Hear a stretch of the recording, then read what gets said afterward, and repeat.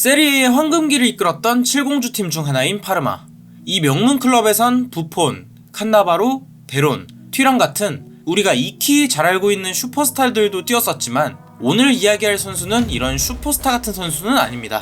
그저 머릿속에 파르마밖에 없었던, 그야말로 파르마에 죽고 파르마에 살았던 낭만의 사나이 알렉산드로 루카렐리 이야기입니다. 일단 루카렐리가 파르마에 입단하기 전 당시 클럽의 이야기를 잠깐 하고 가는 게 좋을 것 같습니다. 파르마는 1913년에 창단되어 1세기가 넘는 긴 역사를 가지고 있지만 1990년 전까진 세리에 A에서 뛰었던 적이 한 번도 없었던 평범한 클럽 중 하나였습니다. 수십 년간 승격과 강등을 경험하며 2부와 3부 그리고 4부 리그를 오고 가던 클럽이었죠. 그러던 와중 80-90 시즌에 부임한 네비오 스칼라 감독이 첫 시즌 만에 승격을 이끌며 파르마는 클럽 역사상 처음으로 세리에 A 무대에서 뛸 수 있게 되었고, 거기에 추가로 파르마라트라는 식품회사의 회장인 칼리스토 탄치가 파르마의 지분 98%를 사들이면서 새로운 구단주로 등극하는데요.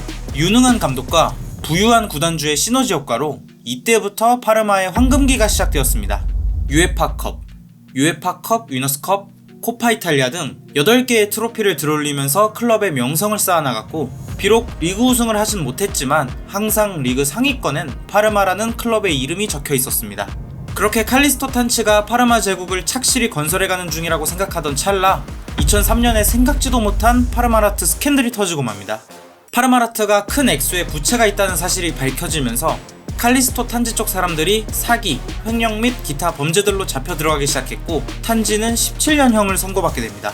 탄지의 재산으로 운영해오던 파르마는 재정적인 문제가 점점 커지면서 어떻게든 세리에 A에서 머무를 방법을 찾아야 했고, 클럽명까지 바꿔가며 가까스로 잔류에는 성공합니다. 그렇다고 해도 클럽에 돈이 없었기에 유럽 클럽들을 부수고 다녔던 파르마는 이제 없었습니다.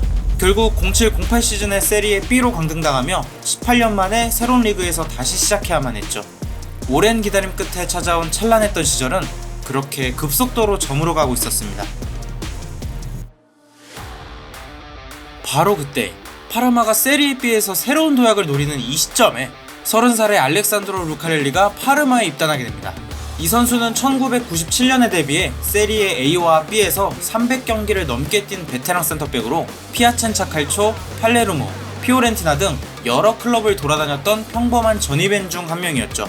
하지만 이런 전이맨에게도 정말 영화보다 더 영화 같은 스토리가 쓰여지기 시작합니다.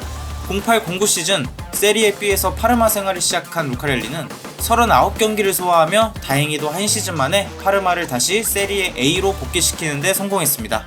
그 뒤에도 큰 부상 없이 꾸준히 파르마의 후방을 지켜주었으며, 클럽이 100주년이 되는 12-13 시즌에는 클럽의 주장으로 임명되었고, 그 다음 시즌인 13-14 시즌에는 리그 6위로 시즌을 마감해 유로파리그 진출권도 얻으며 부활의 신호탄을 쏘아 올렸습니다.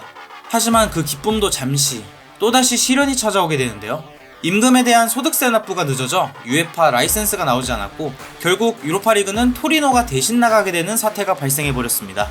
당시 파르마의 구단주였던 토마소 기라르디는 이 소식에 굉장히 분노하며 구단주직을 내려놓게 됐고, 그 후로 온 새로운 구단주들도 이 재정적인 문제를 해결해주진 못했습니다. 물론 루카렐리도 당시 클럽의 상황을 몸소 느끼고 있었습니다. 급여 지급은 가면 갈수록 늦어졌고, 심지어 8개월 이상을 아예 못 받았을 때도 있었습니다. 온수가 끊겨 선수들은 찬물에 샤워해야만 했으며, 전기 공급마저 끊겼기에 선수들은 본인의 유니폼을 각자 어떻게든 빨아야만 했죠. 또한 클럽버스까지 압수당해 선수들이 알아서 차를 타고 와야 했을 정도로 상황이 좋지 않았습니다. 이렇게 재정적인 문제가 계속해서 클럽의 발목을 잡았고, 결국 2015년 3월 19일 파산 선고를 받은 파르마는 프로클럽에 구실을 할 수 없다 판단되어 아마추어 리그인 세리에 D로 강등당하게 됩니다. 클럽의 파산으로 모든 선수들은 자유계약으로 클럽을 떠나는 상황 속에서 주장인 루카렐리는 팬들에게 한 가지 약속을 합니다. 파르마를 다시 세리에 A로 올려놓을 때까진 팀을 떠나지 않겠습니다. 미련하게 보일지도 모르는 루카렐리의 약속을 시작으로 파르마의 재건을 위한 움직임은 곳곳에서 시작됐습니다. 전임 감독이었던 네비오 스칼라가 클럽의 회장을 맡아줬으며, 루이지 아폴로니까지 어수선한 클럽을 위해 감독으로 다시 돌아와 주었죠. 또한 팬들도 9,000장 이상의 시즌권을 사면서 이미 14-15 시즌 판매량의 2배 이상을 넘겨버렸습니다. 이런 팬들을 위해, 그리고 클럽에 대한 충성심 하나로 파르마의 주장은 낭만의 여정을 떠나게 됩니다. 그렇게 시작된 15-16 시즌에는 루카렐리가 수비의 핵심이 되면서 17개의 실점만 허용하게 되는데 그 결과 28승 10무를 기록하며 무패로 세리에 C 승격에 성공했습니다. 한 단계 올라왔을 뿐이지만 세리에 C의 클럽들은 파르마보다 강한 팀이 많았습니다. 어느 순간 파르마는 중위권에 머물러 있었으며 승격을 위해선 변화가 필요했죠. 그로 인해 루이지 아폴로니 감독 대신 로베르토 다베르사를 선임하는 선택을 하게 되는데 다행히 그 판단이 분위기 반전을 이끌어내는 데 성공해 파르마는 시즌 2위로 마감하며 승격 플레이오프 진출까지 이루어냈습니다. 이렇게 플레이오프에 진출했다는 기쁨도 잠시, 만약에라도 이 플레이오프에서 미끄러진다면 지옥같은 3부 리그에서 또 한 시즌을 더 보내야 됐기에 파르마는 이 기회를 놓칠 여유가 눈꼽만큼도 없었습니다. 피아첸차, 루케세, 그리고 승부차이까지 가는 혈전 끝에 포르 데노네까지.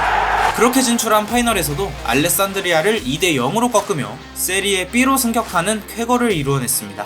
그리고 이어지는 17-18 시즌에는 마지막 라운드까지 승격을 위한 경쟁이 이어졌는데요. 리그 1, 2위만 세리에 A로 직행할 수 있는 자격이 주어지고 3위부터 8위까지는 플레이오프를 거쳤어야만 했는데 2, 3위가 아직 결정나지 않았기에 마지막 라운드가 정말 중요했습니다. 파르마는 1년 전 이 지옥같은 플레이오프를 경험했기 때문에 두 번 다시는 경험하고 싶지 않았을 겁니다. 따라서 반드시 승리해야만 했고 반대로 프로시노네는 미끄러지길 빌어야 했습니다. 그리고 루카렐리의 간절함이 하늘에 닿았던 탓인지 반월판 부상으로 인해 시즌아웃 판정을 받았었지만 예상보다 빠르게 회복해 정말 중요한 마지막 라운드에 복귀할 수 있었습니다. 그렇게 시작된 마지막 라운드, 전반 11분에 파르마는 선제골을 터뜨렸고 반대쪽에선 프로시노네의 상대팀인 칼초포자가 오히려 선제골을 넣으며 승격 직행은 파르마 쪽으로 기우는 듯 했습니다. 하지만 68분과 73분에 연달아 프로시노네의 멀티골이 터졌다는 소식이 전해지면서 직행 티켓은 다시 프로시노네 측으로 넘어가 버렸죠. 이런 상황이라면 파르마가 앞으로 10골을 더 넣어도 리그 2위는 될 수 없었기에 지옥같은 플레이오프 과정을 다시 거쳐야만 했습니다. 하지만 루카렐리의 기적은 부상 회복으로 인한 복귀만이 아니었습니다. 후반 정규시간 1분을 남겨두고 칼초포자 측에서 동점골을 터뜨리며 2-2 무승부로 경기가 끝난 것이죠. 이렇게 리그 2위를 확정지은 파르마는 세리에 A 승격에 성공했고 이탈리아 축구 역사상 첫 3회 연속 승격이라는 대기록도 함께 쓰게 됐습니다. 또한 희망이라곤 찾아볼 수 없었던 이 클럽에서 루카렐리 본인이 직접 그 희망의 불씨가 되었고 결국 팬들과 했던 약속을 지켜내며 그 경기를 끝으로 은퇴를 선언했습니다. 이 비현실적인 이야기의 주인공 루카렐리는 사실 4-5년 전에 당장 은퇴를 해도 전혀 이상하지 않을 나이였습니다. 다른 팀을 가서 훨씬 더 좋은 대우를 받을 수 있었음에도 오직 팬들을 위해, 오직 클럽을 위해, 그리고 본인을 위해 파르마에 남았죠. 그리고 그 선택을 했던 자기 자신을 죽을 때까지 자랑스러워할 것 같네요. 현대 축구에선 좀처럼 보기 힘든 낭만의 사나이. 지금까지 알렉산드로 루카렐리 이야기였습니다.